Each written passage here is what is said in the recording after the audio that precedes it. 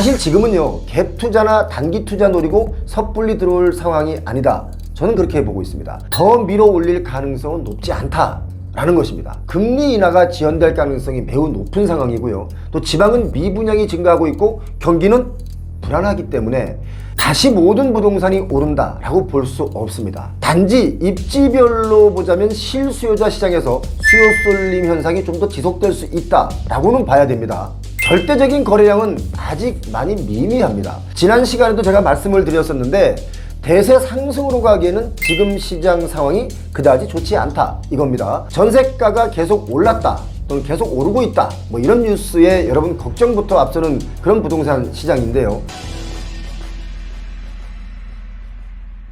GTX의 기대감으로 언론 플레이를 하면서 아파트 값을 펌핑해서 올려놓고 분양을 하고 이제 분양을 다 하고 GTX가 개통을 했는데 솔직히 지금까지 봤을 때는 뭐 GTX가 메리트가 큰 것도 아니고 비싸기만 하고 이용하는 사람들도 별로 없으니까 그렇게 펌핑했던 가격이 거품이라는 것을 이제야 알았다. 뛰는 집값이 더 뛸까봐 꼭지에 샀는데 정말 후회스럽다 라고 하는 댓글을 다신 분들이 여러 분 계신데요. 신도시라서 좋은 것은 알겠는데 호재 팔아서 띄운 비싼 집값을 상쇄할 만큼 좋지는 않다라는 뜻으로 받아들이면 되겠습니다. 솔직히 남양주 하남 이런 곳은요, 차로도 한 강남까지 20-30분이면 도착합니다. 차가 좀 밀리면 한 40분 정도 걸리겠죠. GTX 믿고 아파트 가격만 올려놓은 동탄, 파주 이런 곳에서는 차로 강남까지 가려면 1시간 이상, 1시간 30분 정도 걸리죠. 출퇴근 때는 더 막힙니다. 그런데 남양주나 하남시보다 동탄의 집값이 더 높습니다. 개발하는 사람들이 언론 플레이를 통해서 호재를 너무 심하게 팔아먹은 결과다 그렇게 보여지는 거죠. 그리고 호재는 지나갔다 이런 것을 알 수 있는 것이 경기도 용인 구성역 인근 아파트 시장을 보면 알 수 있습니다. 이달 말에 GTX N호선 개통을 앞두고 있는데 아파트 가격이 오르는 것이 아니라 오히려 내려가고 있기 때문에 그렇습니다. 경기도 용인시 기흥구 마북동 삼거마을 삼성레미안 1차 아파트가 있는데요. 여기 전용 118제곱미터는 지난달 5월 9일에 8억 9천만 원에 거래가 됐습니다. 1년 전에는 10억 9천7백만 원에 거래가 됐으니까 딱 1년 만에 2억 7백만 원이 하락한 거죠. 개통을 코앞에 두고 있는데도 하락한 겁니다. 이 아파트 전용 118제곱미터 최고가가 21년 8월에 13억 5천만 원을 찍었습니다. 그리고 지금은 얼마입니까? 10억 9천7백만 원입니다. 한 2억 6천 정도 내려와 있는 거죠. 자, GTX 용인역은 지하철 수인분당선 구성역 3번 출구 주차장 쪽에 경부고속도로 반대편에 출구가 생기기 때문에 GTX를 이용하기에는 아주 좋은 위치임에도 불구하고 이렇게 아파트 값은 하락하고 있습니다. 마북동 일대가 다 마찬가지입니다. 바로 옆에 블루밍 구성 센트럴 아파트라는 게 있는데 전용 84제곱미터의 경우가 GTX 개통 날짜가 다가오면 다가올수록 가격은 더 하락하고 있습니다. 올해 2월 달에는 7억 6천9백만 원에 거래가 됐고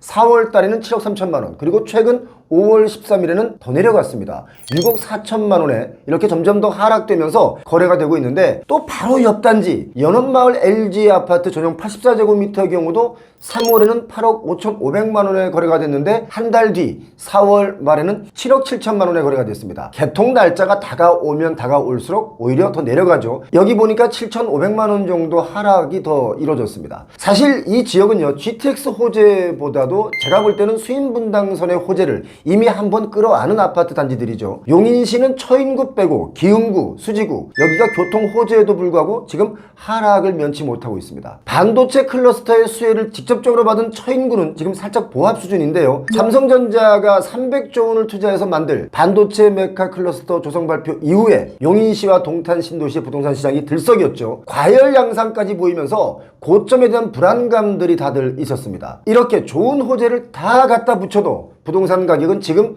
생각보다 그렇게 뛰어오르고 있지 않습니다. 내려가는 곳이 더 많습니다. 그 이유는 이미 많이 올랐기 때문에 그렇습니다. GTX 용인역 개통을 앞두고 아파트 매물도 줄어들지 않고 오히려 더 쌓여가고 있죠. 경기도 용인 기흥구의 아파트 매물은 6월 첫째 주 기준에 현재 6,500건 정도가 나와 있습니다. 지난 1월보다도 숫자가 더 늘어난 겁니다. 자, 그리고 이 지역만 이런 분위기가 아닙니다. GTX 따라서 아파트 값이 급등했던 그 파주 운정지역도 마찬가지죠. 앞으로 6개월 뒤, 그러니까 12월이 되면 GTX A 노선이 서울역과 연결되는 그 노선이 이제 개통이 됩니다. 파주시 운정신도시 아파트들이 이렇게 되면 아파트 값이 올라야 정상인데 오르는 게 아니라 오히려 하락세를 면치 못하고 있습니다. 파주 운정역이 생기는 바로 그 옆 단지, 파주시 동패동의 하늘마을 3단지 운정 더 클래스라는 아파트가 있습니다. 이 아파트 역시 전용 84제곱미터의 경우가 종전에 3억 8,700만 원에 거래가 됐는데 5월 15일에는 3,700만 원 하락한 3억 5천에 거래가 됐습니다. 자, 계속 내려가죠. GTX 운정역 바로 옆에도 이렇게 하락하는데 여기서 거리가 좀 떨어진 아파트들은 하락이 더 가파릅니다. GTX 호재를 다 반납하고 있는 가격들이죠. GTX A 노선 대곡역 주변도 마찬가지입니다. 끝없이 오를 것만 같았던 아파트 값이 본격적인 개통을 앞두고는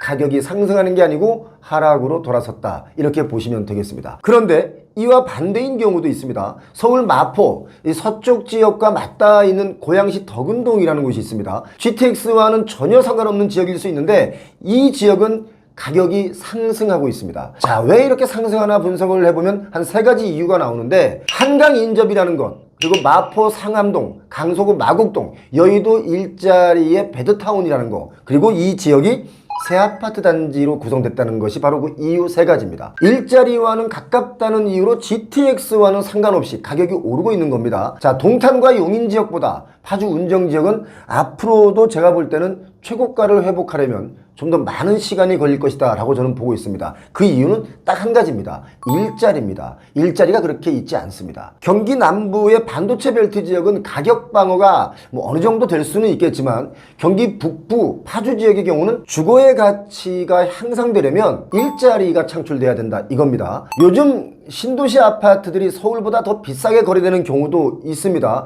사실 여러 가지를 대비시켜보면 일단 말이 안 되는 경우도 좀 많습니다. 그 이유는 신도시마다 하는 이야기가 서울과 출퇴근할 때 몇 분 걸린다, 이런 주장을 하면서 가격이 치고 올라가는 것에 대한 타당성을 주장하는 분들이 간혹 있는데요. 서울과 가깝다거나 또는 강남 가기 좋다고 서울보다 비싼 가격이라고 주장하는 것은 이 시작부터가 뭔가 잘못된 논조가 아니겠습니까? 신도시 아파트가 비싸게 오르는 이유를 설명하는 논조를 그냥 신도시 이 자체가 좋다, 여기는 이래서 좋다, 이런 주장이라면 설득력도 있겠지만, 서울 접근성 얘기를 하면서 서울보다 비싼 이유를 댄다면 그건 이치에 맞질 않는다. 제 생각은 그렇습니다. 여러분 생각은 어떻습니까? 부동산 시장이 정말 심상치 않은 시장입니다. 왜냐? 초고점의 집 사줄 수요가 이미 많이 줄었습니다. 3040 세대는 이미 대출을 끌어모아서 집 살 분들은 어느 정도 샀고요. 이분들은 대출 이자 갚느라고 다른 거 쳐다볼 여력도 없습니다. 자, 그리고 50대는 노후 준비에 신경이 바짝 쏠려 있고요.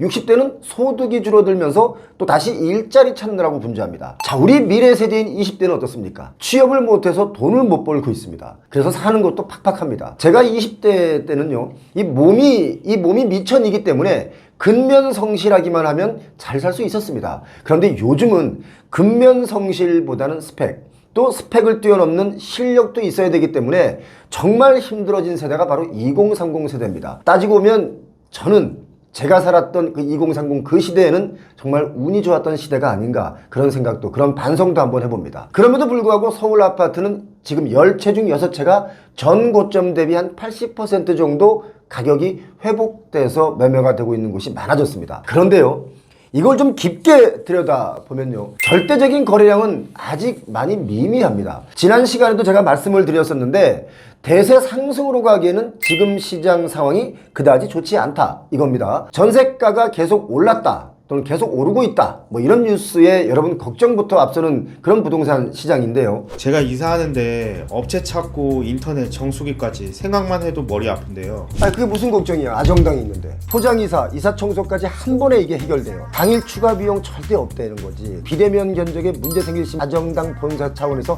100만 원 추가 보상을 해준다, 이거잖아. 365일 주말에도 밤 10시까지 상담이 가능하다니까 퇴근 후에 언제든지 전화 한번 해봐. 약정 끝난 인터넷이나 정수기도 가만히 두면 이거 한 푼도 못 받고 손해인데, 본사 요금 그대로 새 제품에 대해서 최대 77만 원 지원금까지 설치 당일에 받을 수 있다, 이렇게 이야기하거든.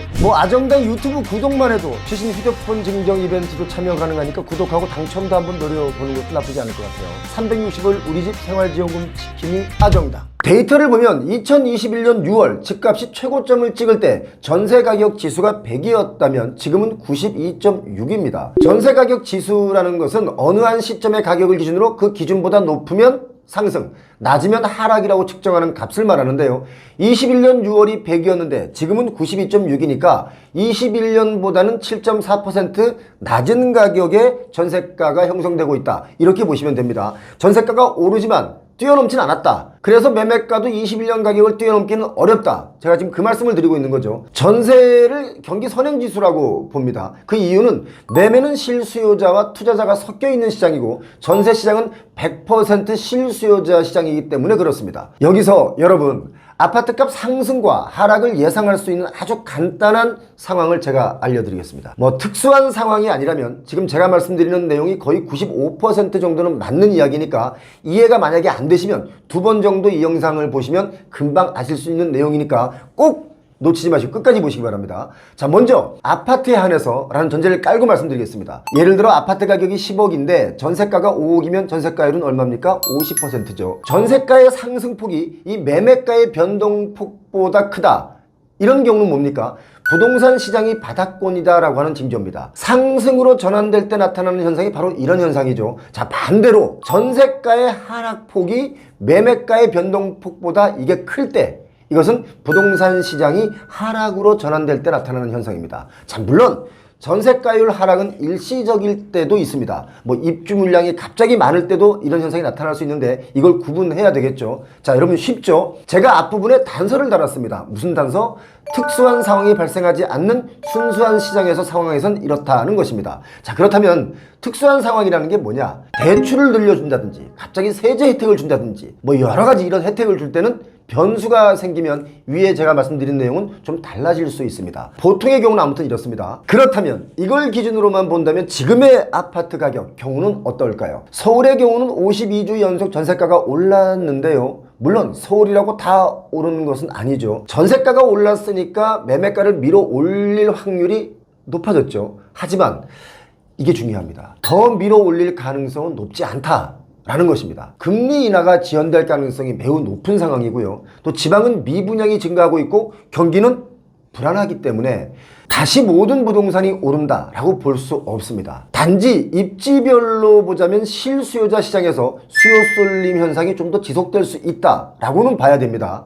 얼마 전에 박상우 국토부 장관도 갭 투자하지 말라 이런 경고의 멘트 말씀을 했는데 그 이유가 뭐냐면 집값 상승이 더 되긴 어렵다는 것이 이유였습니다. 사실 지금은요 갭 투자나 단기 투자 노리고 섣불리 들어올 상황이 아니다. 저는 그렇게 보고 있습니다. 사람들이 부동산에 관심을 갖는 첫 번째 이유가 뭘까요? 더 좋은 부동산을 매수하고 자산을 증식시키기 위한 것이라고 저는 봅니다. 사람들이 부동산에 예민하게 반응하는 이유는 전세를 살든 자가에 살든 보유하고 있는 자산 중에 부동산이 가장 많이 그 자산을 차지하고 있기 때문에 그렇습니다. 전세를 사시는 분들이 무슨 자산이냐라고 보시는 분들이 있겠지만 전세를 사시는 분들도 전세 대출을 받으면 그 빚이지만 그것도 자산입니다. 마이너스지만 사용 가능한 마이너스 자산이죠. 내가 가진 자산 중에 어떻게 하면 이 순자산을 더 늘려볼까 고민하시는 분들, 어떻게 하면 좀 더 나은 부동산을 좀 더 낮은 가격으로 살 수 있을까, 이런 공부를 하시는 분들 요즘 참 많습니다. 부동산은 정말 잘 선택하셔야 됩니다. 그럼 고민도 많이 하셔야 되겠죠.